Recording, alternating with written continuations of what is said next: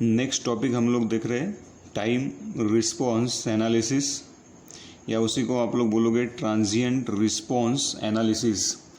हम लोग in detail में पढ़ चुके हैं अभी कि ट्रांजिएंट कब होगा सिस्टम में।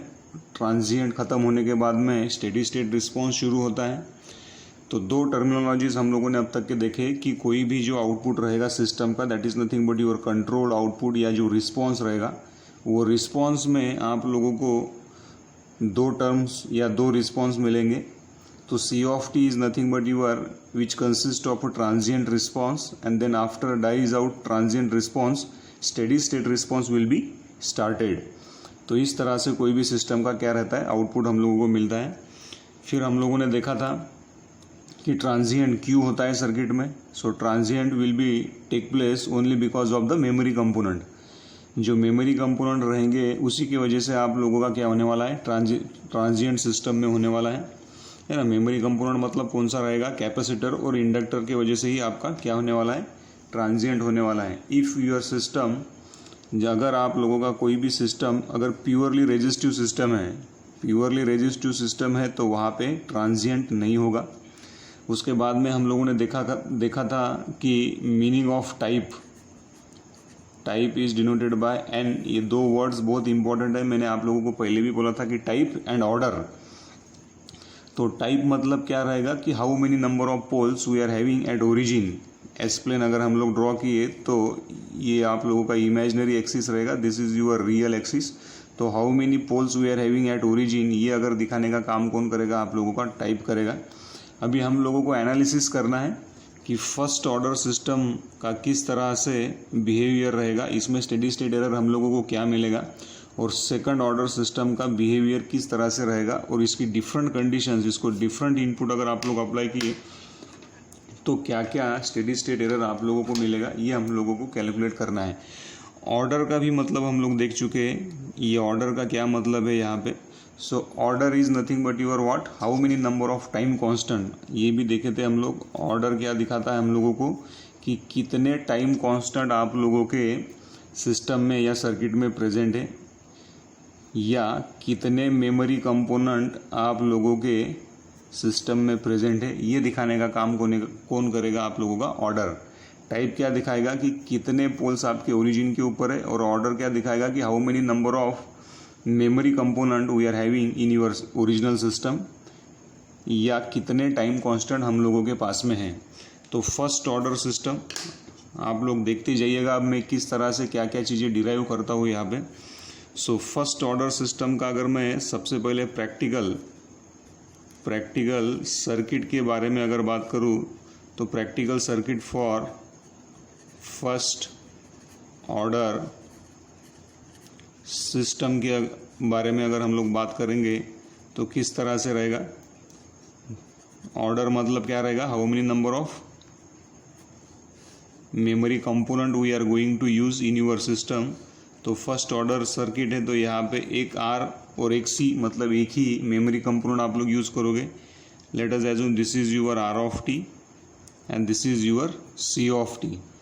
तो अभी मुझे इसका लैप्लास ट्रांसफॉर्म या मुझे इसका ट्रांसफ़र फंक्शन अगर निकालना है तो then transfer function will be, अब मुझे पता है हम लोगों ने फर्स्ट चैप्टर में पढ़ा है कि डायरेक्टली किस तरह से निकालते ट्रांसफ़र फंक्शन। तो c of s divided by r of s will be equals to 1/SC divided by r plus 1/SC। इसको क्रॉस मल्टीप्लाई करो तो 1/1 प्लस आर सी यस, कुछ इस तरह से मिलेगा हम लोगों को transfer function. So transfer function will be equals to 1/1 plus tau into s, where tau is nothing but your time constant which has a value which will be equals to r into c. तो इस तरह से आप लोग इसका transfer function निकाल पाओगे।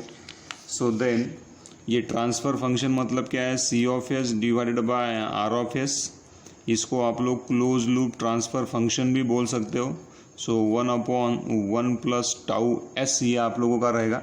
अब मुझे ओपन लूप ट्रांसफ़र फंक्शन निकालना है। Open loop transfer function will be equals to what, close loop transfer function divided by 1 minus close loop transfer function, कुछ इस तरह से रहता है। शॉर्टकट हम लोगों को पता है, अगर ओपन लूप ट्रांसफ़र फंक्शन निकालना है क्लोज लूप पे से तो ऊपर वाला टर्म लेते हैं हम लोग, नीचे में उसको माइनस कर डालते हैं। तो क्या होगा फिर यहाँ पे 1/1 प्लस टाउ एस। अगर ये आप लोगों का क्लोज लूप ट्रांसफ़र फंक्शन है तो ये ऊपर वाला टर्म उठाएंगे हम लोग, नीचे उसको -1 कर देंगे, तो ये +1 -1 will be getting cancel out. So we left with 1/tau s. So the value of g of s, that is nothing but your open loop transfer function will be equals to कितना आना चाहिए 1/tau s. इतना आप लोगों को क्या मिलेगा, open loop transfer function system का मिलेगा. देन मैं क्या करूँगा, नेक्स्ट स्टेप ब्लॉक डायग्राम मुझे निकालना है. So block diagram for first order system क्या रहेगा, block diagram. Though we are using only one memory component. ये जो इसका ट्रांसफ़र फंक्शन आया है, इसमें अगर आप लोग ये s का पावर देखोगे, the highest power of s present in a denominator represents the order of your system. तो हाईएस्ट पावर ऑफ s कितना है यहाँ पे 1. इसलिए आप लोग ये भी कह सकते हो ट्रांसफ़र फंक्शन पे से कि ये जो सिस्टम है ये क्या है, आप लोगों का फर्स्ट ऑर्डर सिस्टम है. या सर्किट पे से भी हम लोग बता सकते थे कि यहाँ पे एक ही मेमोरी कंपोनेंट यूज़ किया है, इसलिए इसको आप लोग फर्स्ट ऑर्डर सर्किट बोलोगे. ट्रांसफ़र फंक्शन पे से अगर बताना रहा तो किस तरह से, the highest power of s present in a denominator represents the order of your system. तो अभी ब्लॉक डायग्राम हम लोगों को निकालना है. तो ब्लॉक डायग्राम किस तरह से निकालोगे फिर, here we are having open loop transfer function, जो कि आप लोगों ने क्या किया है, कैलकुलेट किया है 1/tau s, उसका वैल्यू आया हुआ है. यहाँ पे आप लोगों ने रेफरेंस इनपुट अप्लाई किया हुआ है r ऑफ s. तो this is the value of your r of s. यहाँ पे रेफरेंस आउटपुट हम लोगों के पास में है. So this is nothing but your c of s. और यहाँ से आप लोगों ने क्या किया है, एक यूनिटी फीडबैक सिस्टम को क्या किया है, लगाया है. तो ये रहेगा आप लोगों का फर्स्ट ऑर्डर सर्किट का ब्लॉक डायग्राम रिप्रेजेंटेशन. ये वाला जो सिग्नल रहेगा यहाँ पे, this is nothing but your what, E of S signal, error signal. Then this is your control output signal. यहाँ पे से भी अगर आप लोग ट्रांसफ़र फंक्शन निकालोगे तो c of s divided by r of s will be equals to what. Loop को किस तरह से सॉल्व करते हैं, 1/tau s divided by 1 plus opposite sign है, ये माइनस रहेगा यहाँ पे 1/tau s. So that will be equals to 1/tau s plus 1. तो सेम ही इक्वेशन आप लोगों को यहाँ से भी मिलेगा. देन ई ऑफ एस का क्या वैल्यू रहेगा, e of s is nothing but your error signal. So यही एनालिसिस हम लोगों को करना है फर्स्ट ऑर्डर सिस्टम में, एरर का ही वैल्यू हम लोगों को कैलकुलेट करना है. So e of s will be equals to क्या रहेगा फिर, आर ऑफ एस माइनस ये सी ऑफ एस यहाँ पे. तो ये वाला सिग्नल मतलब क्या रहेगा, सी ऑफ एस आप लोगों के पास में रहेगा. सो देन इसको ये क्या है, फ्रीक्वेंसी डोमेन में. So this is in frequency domain, ये फ्रीक्वेंसी डोमेन में है. तो टाइम डोमेन में किस तरह से लिख सकते हैं, E of T will be equals to R of T minus C of T, that is in your time domain. ये टाइम डोमेन में आप लोगों के पास में है. और हम लोगों ने ऑलरेडी एक इक्वेशन डिराइव किया है. क्या इक्वेशन डिराइव किया है, we know that from steady state error analysis, from steady state error analysis, steady state error analysis पे से क्या है, ESS will be equals to what, limit t tends to infinity E of t. So this is the standard definition for your, ये हम लोग देखे थे. फिर यहाँ पे फाइनल वैल्यू थ्योरम लगा के हम लोगों ने ये प्रूफ किया था किस तरह से. तो इतना एनालिसिस हम लोगों को करते आना चाहिए फर्स्ट ऑर्डर सिस्टम के बारे में. तो इसके बाद में हम लोगों को क्या करना है, you need to consider different input signal. ये अलग अलग इनपुट आप लोग अप्लाई करके देखोगे. यहाँ पे सबसे पहले आप लोग अप्लाई करोगे इम्पल्स सिग्नल. सबसे पहला वाला हम लोग अप्लाई करेंगे इम्पल्स सिग्नल. रिस्पॉन्स देखेंगे क्या होता है ना.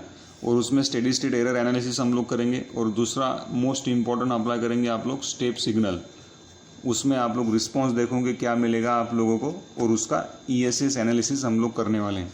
सो इस तरह से हम लोगों को फर्स्ट ऑर्डर सिस्टम का एनालिसिस करते आना चाहिए. हमें पता होना चाहिए कि टाइप मतलब क्या रहता है और ऑर्डर मतलब सिस्टम का क्या रहता है.